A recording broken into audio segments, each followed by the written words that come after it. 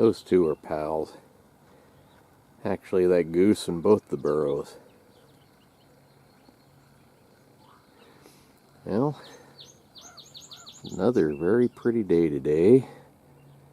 And Cindy says 23 days till official spring.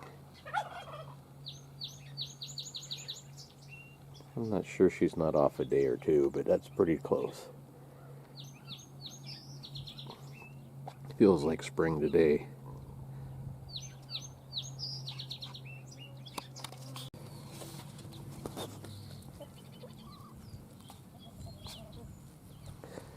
Cindy's flock. She does have a wide assortment. Well, got a phone call from my cousin Greg this morning. He lives up in Missoula, Montana. I guess he's gonna come down and try his luck with steelhead today. That ought to be kind of fun. I haven't seen him for a while. And we got some other company coming also. But today, first off, wanted to make sure, yeah, those guys go in and out of that just fine. 1/4 inch probably is big enough.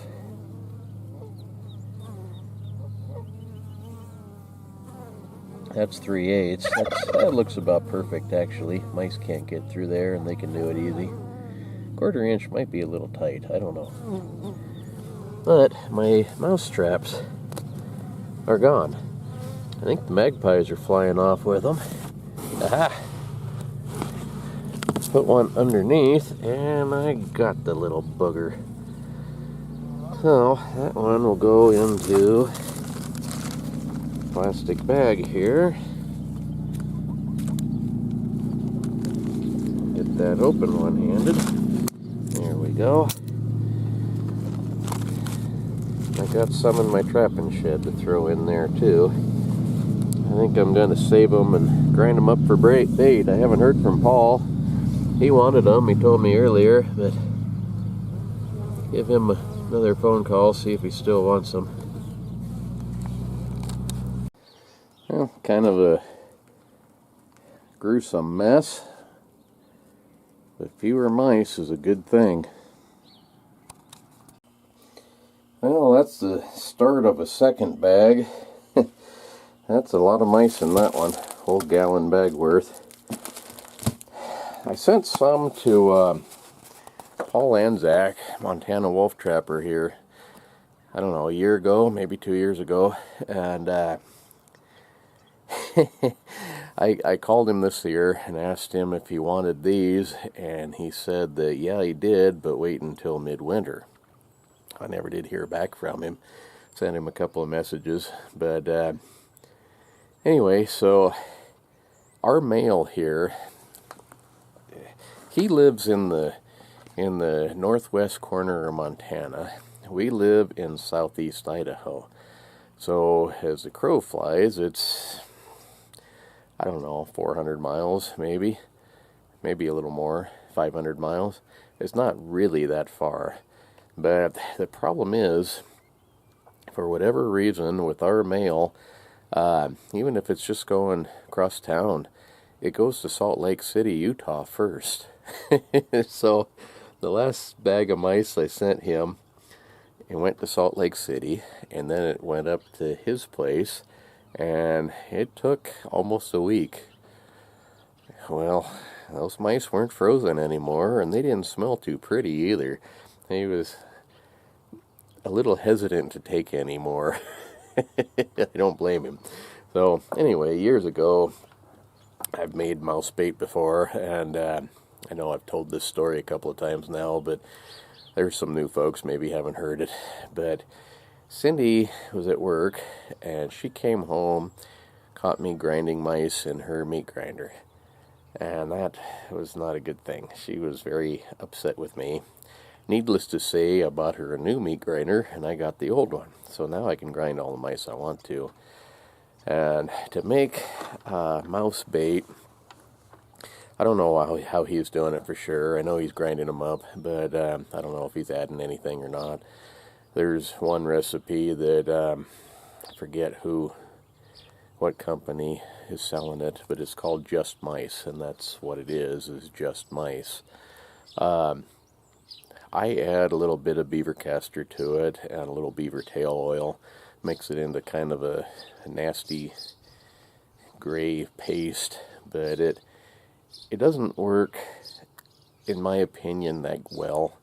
It does work pretty good for coyotes and fox, but I've had no interest with it with wolves. I don't really trap bobcats. It might work okay with them, but I don't know. So what you do anyway is you grind these mice into burger. Nasty looking red and gray burger.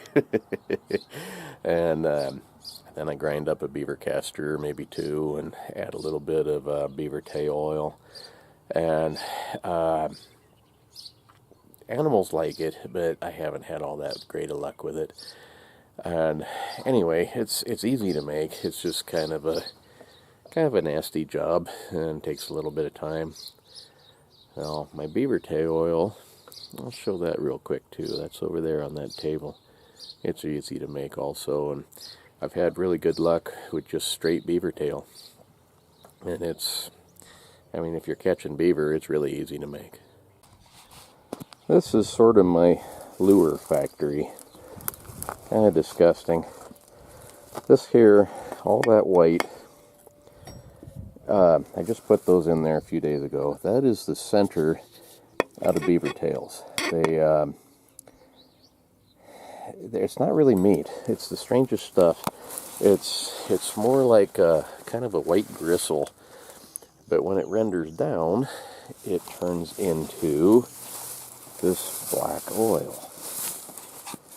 And both of these jars are beaver tail also, but it renders down into this black oil, and this part here is what you save.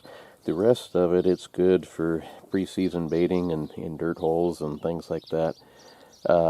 This black oil is really thick. I got some inside. I'll show you what it looks like once it's siphoned off. But it's really thick. It does not have a real offensive odor to it. In fact, it doesn't have a lot of odor of any kind, really. This one here, those little tiny bones in there, that's fish oil. And you do the same thing.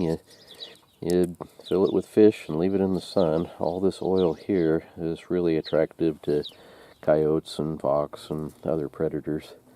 This one, that much oil on here, that's rattlesnakes.